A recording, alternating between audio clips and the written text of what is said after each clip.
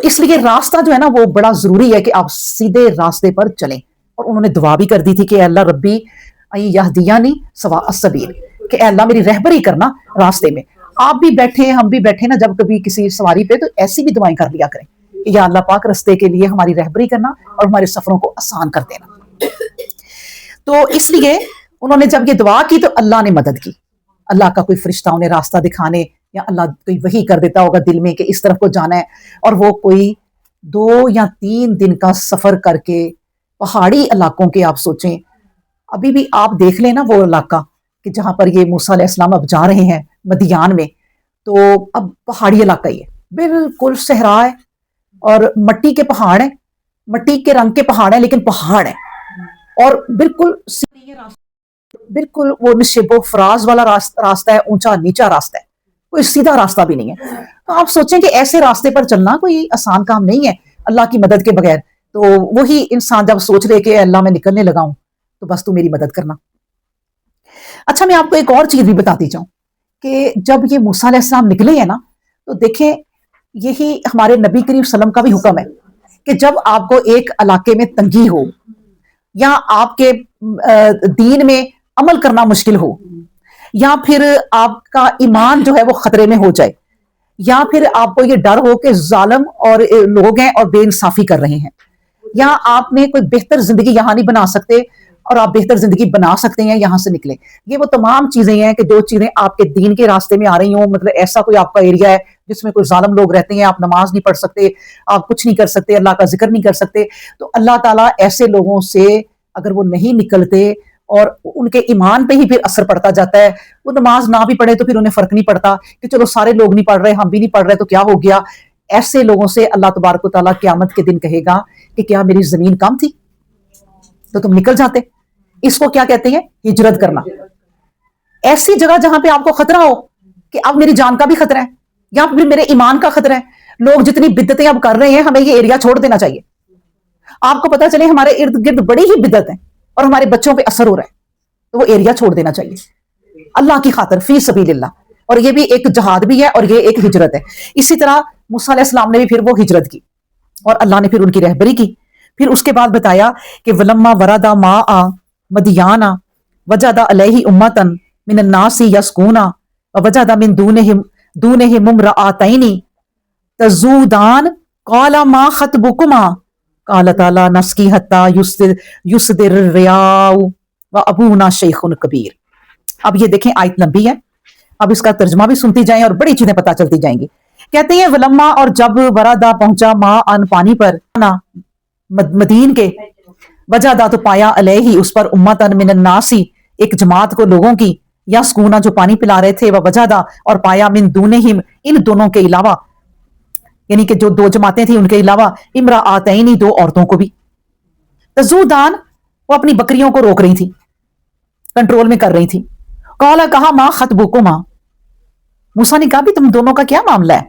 قالتا دونوں کہنے لگی لا نسقی، ہم پانی نہیں پلا سکتی، حتی یہاں تک کہ الرعاء جب تک کہ یہ چرواہے پانی نہ پلا لیں. اور ساتھ ہی انہوں نے ایک مجبوری بھی اپنی فوراً ظاہر کر دی، وابونا شیخ کبیر، اور ہمارے جو والد صاحب ہیں وہ بوڑھے ہیں. دیکھیں ایک تو نا موسیٰ علیہ السلام، آپ خود سوچیں کہ 3 دن کا سفر کر کے آئے اور اتنے تھکے ہوئے، نہ کوئی کھانا کھایا ہوا ہے، کچھ نہیں، پیاسے بھوکے پیاسے پہنچے ہیں اور وہ بیٹھے بھی نہیں ہیں صحیح طرح، کہ انہوں نے پھر 1-2 عورتوں کو بے بس دیکھا، لڑکیوں کو، بچیوں کو، جو بھی ہے، پھر نہ رہ سکے. اللہ نے جن کی طبیعت میں ڈالا ہو نا کسی کی ہیلپ کرنا، وہ رکتے ہی نہیں. پھر ایک ایسا انسان جو اللہ نے انہیں آگے جا کے پیغمبر بنانا تھا، ان کی فطرت کیسی ہوگی؟ انہوں نے کہا ابھی نہیں بیٹھنا، پہلے تو میں ان 2 عورتوں سے پوچھوں گی. اتنی بڑی جماعت ہے، 2 کوئی گروہ بیٹھے ہوئے ہیں، 2 ان کے اتنے بڑے بڑے اونٹ اور پتہ نہیں کیا کیا، تو وہ پانی پلا رہے ہیں، یہ 2 بے بس پتلی دبلی لڑکیاں کھڑی ہیں، وہ نہیں رہ سکے. انہوں نے پھر ان سے پوچھا، اور انہوں نے بھی، آپ یہ سوچیں کتنا ٹو دا پوائنٹ بات کی، کوئی لمبی چوڑی باتیں نہیں کی آپس میں. یعنی یہ بھی اللہ نے ہمیں بتا دیا کہ غیر مرد اور عورتیں بات کر سکتے ہیں لیکن ٹو دا پوائنٹ، کوئی لمبی چوڑی کہانیاں نہ ڈالیں، کوئی ہنسی مذاق نہ کرنے لگ جائیں. انہوں نے پوچھا بھی آپ دونوں کا کیا معاملہ ہے؟ دونوں ہی کہنے لگی یا باری باری بولی ہوں گی کہ ہم اپنی بکریوں کو پانی پلائیں گی، مگر یہ لوگ جب پلا لیں گے ان سے پہلے نہیں ہم پلا سکتے، کیونکہ یہ ہمیں پلانے نہیں دیں گے. تو وہ کیا کرتے تھے جو چرواہے تھے, وہ پانی پلا کے نا, اتنے ظالم لوگ ہوتے ہیں کئی کہ وہ پتھر اوپر کر جاتے تھے اور بچہ کچا پانی نیچے گرا ہوا وہ اپنی بکریوں کو پلاتی تھی. انہوں نے کیا کیا, فوراً ان کو آگے کیا اور کہا آپ پانی پیو. اب دیکھیں خود بھوکے پیاسے, اس کو کہتے ہیں اللہ پہ توکل کرنا. ہم لوگ ہونا تو ہم کہ یار ہم تو خود مصیبت میں پھنسے ہوئے ہیں, صبح سے کچھ کھایا پیا نہیں ہوا, کیا کسی کی ہیلپ کریں, کبھی بھی نہیں کریں گے, اور حالانکہ کرنا چاہیے, یہی امتحان ہوتا ہے.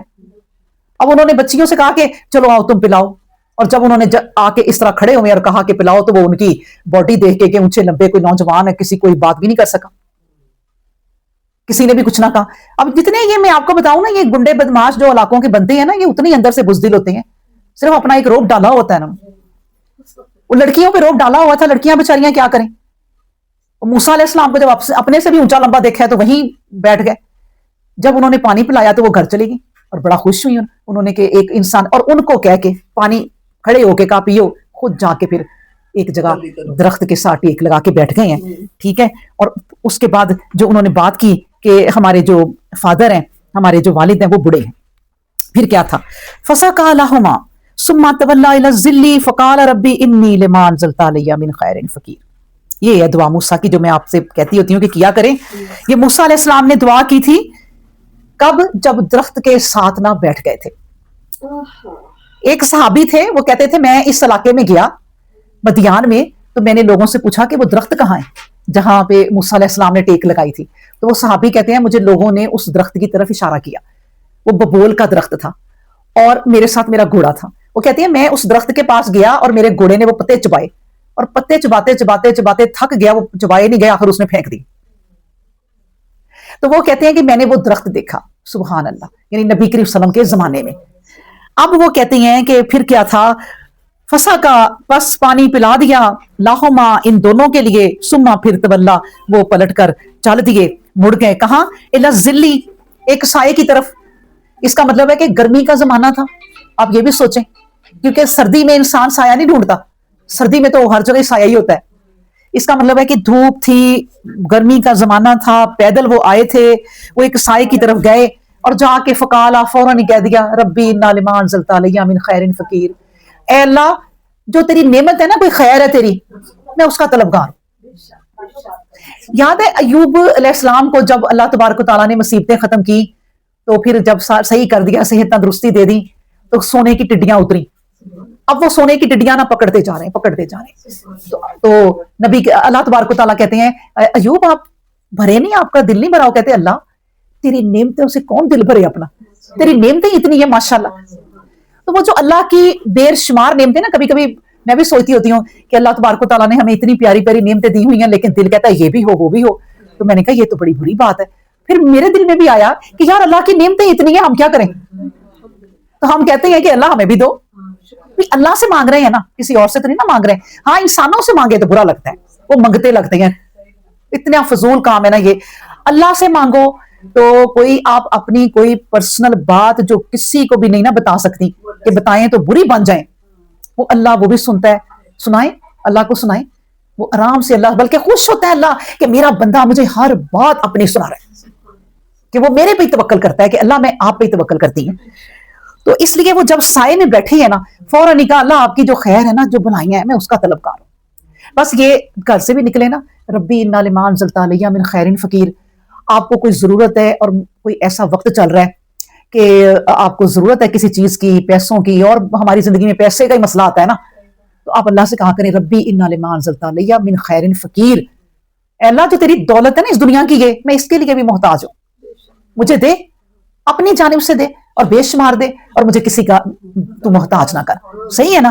اچھا وہ پھر بیٹھ گئے, اور انہوں نے بیٹھتے ہی یہ نہیں کیا کہ ہماری طرح ہائے ویلا کریں, کیا کہتے ہوتے ہیں کہ فوراً کوسنے لگ جائیں, ہائے میں تو مر گیا, اتنا لمبا سفر, اللہ مجھے کیا کر دیا. یعنی ہم لوگ بھی کہیں نکلے نا اپنے میاں کے ساتھ یا کوئی اپنی فیملی کے ساتھ, تو فوراً عورتوں کی عادت ہوتی ہے ہائے تو مجھے کہاں لے آئے, یہ کدھر تو نے مجھے پھنسا دیا. یعنی یہ عادتیں ہوتی ہیں. ہمیں اس چیز سیکھنا چاہیے کہ پھر جب سفر پہ نکل گئے ہو نا, پھر صبر کرو, پھر صبر کرو اور کہو کوئی بات نہیں, اب یہ کٹ جائے گا سفر انشاءاللہ تعالیٰ.